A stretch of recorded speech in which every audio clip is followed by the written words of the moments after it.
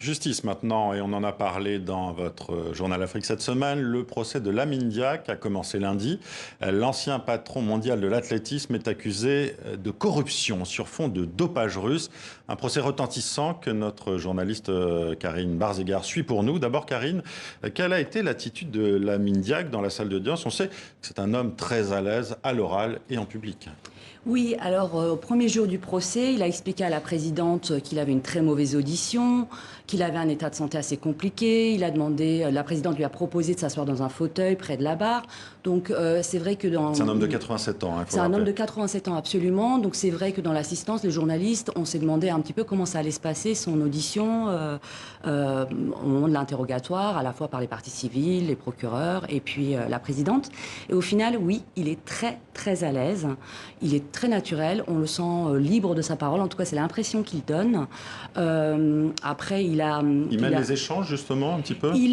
Alors il a tendance à demander à la présidente de lui faire répéter parfois les questions, mais on a un peu l'impression parfois aussi que c'est quand ça l'arrange. Sinon la présidente aujourd'hui par exemple lui a dit mais j'ai l'impression que votre audition est très bonne. Voilà. Après il a tendance à avoir parfois un discours assez décousu. Par exemple, il va avoir des anecdotes qui n'ont pas du tout de lien avec l'affaire, sur son parcours, sur sa vie en tant que président de fédération, au sein de CIO, etc. Mais en tout cas, il a une bonne mémoire des chiffres et des dates, donc on sent qu'il maîtrise son dossier. Comment construit-il sa défense selon vous, là, actuellement? Alors, il a été interrogé surtout sur les chefs d'accusation de corruption active et passive, c'est-à-dire sur le fait d'avoir payé ou d'accepter des pots de vin, sur la question du dopage des athlètes russes notamment. Alors, sur cette question, il est très très clair. D'ailleurs, il assume.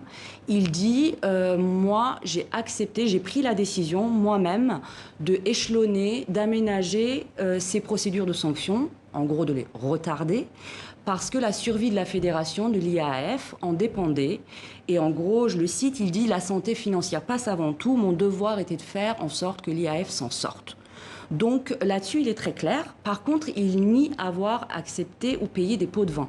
Il dit juste, voilà, on a retardé ces procédures parce que c'était pas le bon moment, ça allait faire un gros scandale, et donc voilà. C'était une manière pour lui, dans sa défense, de dire je défends la fédération. Quoi. Je défends le sport, l'image du sport, l'image de ma fédération, des autres fédérations, et donc voilà, on a demandé aux fédérations russes d'agir. On leur a dit, voilà, vous avez un peu de temps, en gros.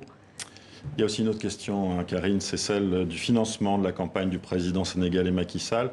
Que répond-il? Alors c'était une question très très attendue. Et là-dessus aussi, il est très ferme. Il a démenti formellement. Je n'ai jamais demandé de l'argent à quelqu'un. En gros, ça a été ce qu'il a dit aujourd'hui. Alors, il a reconnu avoir rencontré des responsables russes, notamment l'ancien ministre russe des Sports, à Moscou fin 2011.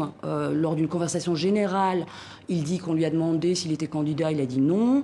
Et il a dit pour une élection, c'est 1,5 million. Voilà, donc ça reste très très flou. Mais en tout cas, il dément avoir reçu de l'argent pour financer quelques campagnes qui soient. Il a quand même glissé, les gosses ont eu de l'argent. Il n'a pas élaboré plus. Qui sont les gosses? Voilà, on ne sait pas. Et effectivement, sur cette question-là, il revient sur les déclarations qu'il avait faites aux enquêteurs français, comme quoi il avait sollicité 1,5 million pour financer la campagne de l'opposition contre le président sortant Abdoulaye Wade. Donc ce n'est pas très clair. Merci Karine Barzegar. Vous allez continuer de suivre ce procès Absolument. pour TV5 Monde. Procès qui se termine jeudi de la semaine prochaine. Absolument. Merci à vous.